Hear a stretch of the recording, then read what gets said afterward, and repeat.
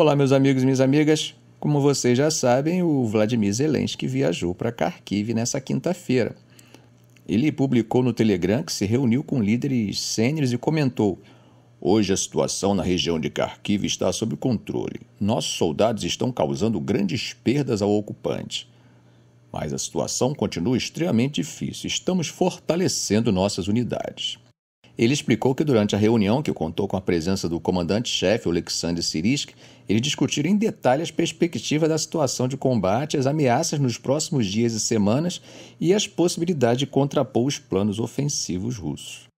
Bom, como nós temos visto, a Rússia tem um discurso diferente, e afirma que o avanço permanece dentro do previsto e, segundo o novo comandante, com perdas mínimas. Nessa linha, eles afirmam que as forças russas estão se preparando para tentar tomar a vila chamada Liptsi, que fica a cerca de 30 quilômetros ao norte de Kharkiv. Segundo um oficial nomeado pela Rússia, citado pela agência de notícias estatal russa RIA, a Rússia abriu uma nova frente na guerra da semana passada, avançando rapidamente pela fronteira na região de Kharkiv com pequenos grupos de unidades móveis, o que obrigou a Ucrânia a deslocar tropas de outras áreas. Zelensky adiou todas as suas viagens ao exterior, já que a situação no campo de batalha na Ucrânia piorou nesta quarta-feira. Kiev informou que os combates estão intensos na cidade fronteiriça de Volchansk, na região de Kharkiv. Segundo Vitaly Ganshev, um oficial instalado pela Rússia na Ucrânia, Volchansk é a cidade mais importante que agora está perto de ser completamente libertada. Ele mencionou que as tropas russas já estão nos arredores da vila de Liptsi, em uma das principais rotas para Kharkiv. A próxima é a vila de Liptsi. Nossos homens já estão nos arredores. O trabalho para libertá-la está começando e a aviação e a artilharia estão operando o tempo todo sem parar. Apesar de todo esse relato, do outro lado, o exército ucraniano informou na quinta-feira que suas manobras defensivas forçaram as tropas russas a reduzir o ritmo da ofensiva no norte da região de Kharkiv. Saindo um pouco da questão da frente de batalha e indo um pouco para a questão das alianças, no vídeo de ontem nós falamos sobre a viagem de Putin a Pequim, da importância desse encontro e de seu significado. Afinal, é a primeira viagem de Putin ao exterior desde que começou o novo mandato como presidente da Rússia. E essa relação, como vocês devem ter visto, está mais forte do que nunca. Xi deu as boas-vindas a Putin com grande pompa. Ele até descreveu Putin como um velho amigo. Esse encontro é importante porque aconteceu logo após Xi enfrentar questionamentos duros da Europa sobre o comportamento econômico e político da China. Além disso, o governo Biden anunciou tarifas sobre 18 bilhões em produtos chineses, o que acabou, é claro, irritando Pequim. Durante uma coletiva de imprensa, Putin elogiou as conversas quentes e camaradas com o presidente chinês. Xi Jinping, por sua vez, afirmou que a amizade entre China e Rússia não era circunstancial. É um modelo para um novo tipo de relações internacionais. Essa visita de 2 dias está repleta de gestos simbólicos que acabam destacando a amizade mutuamente benéfica para os dois países. Após um concerto na quinta-feira, Xi e Putin devem passear em um parque perto da cidade proibida antes de se reunirem para um chá e jantar com outros membros da delegação russa. Na sexta-feira, eles irão para Harbin, uma cidade no nordeste da China conhecida como Pequena Moscou. Isso é devido ao fato de concentrar grande população russa histórica, além de possuir uma arquitetura no estilo ortodoxo russo. Apesar da pressão do Ocidente para que a China pressione Putin a acabar com a guerra na Ucrânia, o apoio econômico e moral que a China tem dado à Rússia vem se intensificando desde o início do conflito. Xi Jinping e Putin veem um ao outro como aliados em uma ordem mundial paralela e multipolar, que pode desafiar o consenso global liderado por Washington. No ano passado, o comércio bilateral deles atingiu um recorde de 240 bilhões, e há sinais de que ainda mais mercadorias, incluindo tecnologia de uso dual que pode ser usado no esforço de guerra, estão chegando à Rússia via terceiros países. Mesmo sem remessas diretas de armas para a Rússia, observadores ocidentais dizem que o apoio econômico e político da China tem sido um salva-vidas para a Rússia desde fevereiro de 2022. Na quinta-feira, Putin agradeceu à China por seus esforços para tentar resolver a crise na Ucrânia.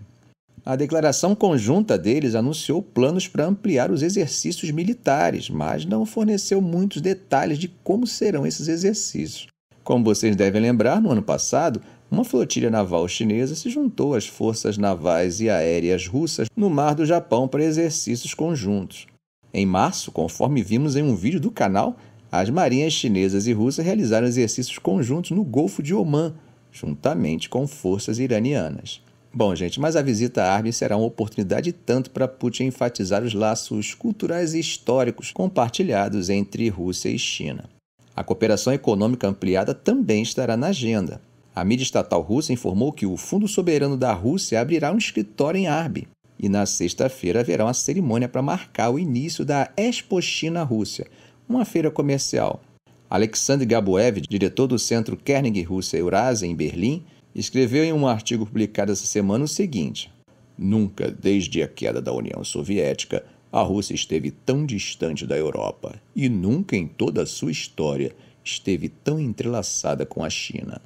Mas é claro que, do outro lado, a aliança também se mostra disposta a impedir qualquer tipo de expansionismo russo. A Rússia percebe isso e afirma que esse posicionamento está levando o mundo à beira da falésia. Isso para usar uma linguagem geográfica, ou seja, à beira de um conflito global. O presidente da Câmara Baixa do Parlamento russo fez um alerta sério. Ele disse que a Ucrânia está puxando os Estados Unidos e a Europa para uma grande guerra. Na quinta-feira, ele pediu aos líderes ocidentais que ajam com responsabilidade para evitar uma catástrofe. A guerra do presidente Vladimir Putin na Ucrânia causou a pior ruptura nas relações entre a Rússia e o Ocidente desde a crise dos mísseis de Cuba em 1962. Agora a Rússia está avançando na linha de frente na Ucrânia. Segundo Vyacheslav Volodin, presidente da Duma estatal e aliado próximo de Putin, o regime de Kiev está arrastando os Estados Unidos e os países europeus para uma grande guerra. Volodin também faz parte do Conselho de Segurança da Rússia. Ele comentou que parlamentares ucranianos estão tentando convencer os Estados Unidos a permitir que Kiev use armas fornecidas pelos Estados Unidos para atacar o território russo. Veja só o que ele disse: esse caminho leva a uma tragédia que pode afetar toda a humanidade. Os políticos ocidentais precisam perceber sua responsabilidade e fazer tudo para evitar que a situação leve a uma catástrofe global. Enquanto isso, em Kiev, na quarta-feira, o secretário de Estado dos Estados Unidos, Antony Blinken, falou que Washington não incentivou nem permitiu ataques fora da Ucrânia, mas, em última análise, a Ucrânia precisa tomar decisões por conta própria sobre como conduzir essa guerra. Nós falamos no vídeo de ontem sobre isso, vocês lembram o que ele disse?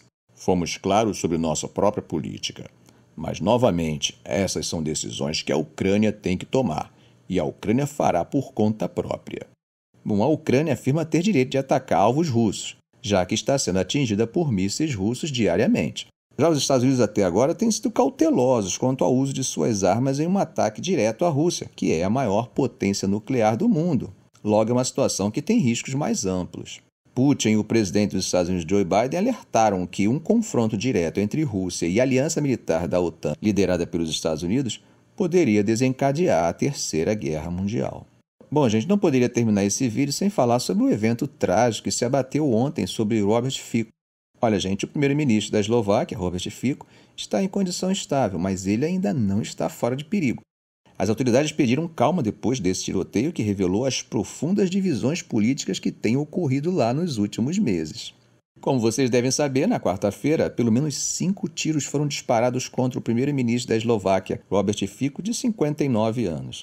Isso aconteceu enquanto ele se encontrava com um pequeno grupo de apoiadores após uma reunião do governo na cidade de Handlová, que fica a cerca de 150 quilômetros a nordeste da capital Bratislava. O ministro do interior do país disse que o suspeito do tiroteio é um homem que agiu sozinho e participou de protestos antigovernamentais. Matusz Sujai-Stok contou aos repórteres na quinta-feira: este é um lobo solitário que se radicalizou recentemente após a eleição presidencial. Ele também mencionou que o ataque foi motivado por razões políticas, sugerindo que o suspeito discordava dos planos do governo envolvendo a mídia e o sistema de justiça. O ministro da Defesa, Robert Kalinak, afirmou que a tentativa de assassinato foi premeditada. Na tarde dessa quinta-feira, ele disse que Fico estava em condição estável, mas que ainda era cedo para dizer se a situação estava sob controle. Veja o que ele disse: ele ainda não está fora de perigo. Infelizmente, não posso dizer ainda que estamos vencendo ou que o prognóstico é positivo, porque os ferimentos causados pelos 4 tiros são tão graves que a resposta do corpo ainda será muito difícil.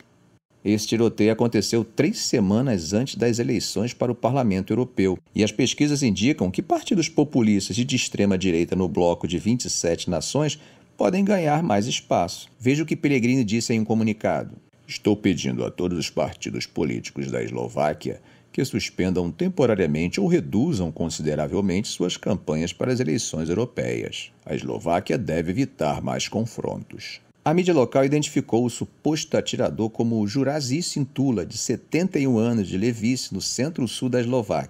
Ele teria sido um ex-segurança de um shopping center, autor de 3 livros de poesia e falado no YouTube sobre seu desejo de formar um movimento político. Na quinta-feira, vários policiais estavam na entrada do prédio onde Cintula morou por 40 anos. O site de notícias Aktualieska falou com o filho do suspeito, que disse que seu pai possui uma licença de arma legal. Em um vídeo postado no Facebook, que a imprensa verificou ser do suposto atacante, ele aparece dizendo: "Eu não concordo com a política do governo." Fico foi levado a um hospital na cidade de Banska Bystrica após o tiroteio. Horas depois, Kalishnak disse que os médicos estavam lutando pela vida de Fico. Ele descreveu o tiroteio como um claro ataque político. Na quarta-feira à noite, o vice-ministro Tomás Taraba disse à BBC que esperava que Fico sobreviva. Ele ficou gravemente ferido. Uma bala atravessou o estômago e a outra atingiu a articulação. Ele foi imediatamente transportado para o hospital e depois para a cirurgia. Enquanto os eslovacos iam para o trabalho na quinta-feira, muitos ainda estavam digerindo a notícia. Maria Zabó, uma lojista em Bratislava, comentou o seguinte: "Eu não tenho palavras para isso. Isso nunca deveria ter acontecido no século XXI. Não importa em quem você vote. Nosso país está indo na direção errada." Gente, cada dia um flash acaba trazendo pequenas lembranças do passado. Será que é sobre isso que Maria Zabó estava falando? Será que ela está revendo o vislumbre de um passado que pensava estar restrito aos livros de história? Apesar de contextos totalmente diferentes, um dos mais famosos atentados do século XX aconteceu e é considerado a fagulha, o estopim que desencadeou a Primeira Guerra Mundial. Gente, não tem nada a ver, tá? Mas para quem gosta dessas coisas, a primeira letra do nome de Fico é também a primeira letra dos 2 nomes da vítima do atentado de 1914, Francisco Ferdinando. Não fiquem impressionados porque isso realmente não quer dizer nada. O que realmente importa é o que Maria Zabó disse. Isso nunca deveria ter acontecido no século XXI. Não importa em quem você vote. E nosso país não pode ir na direção errada. Ficamos por aqui. Se esse vídeo foi útil a você, faça um comentário, compartilhe em suas redes sociais, dê um like. E é claro, se ainda não for inscrito, inscreva-se no canal e ative o sininho. Ok, gente? Um grande abraço do professor Arão Alves.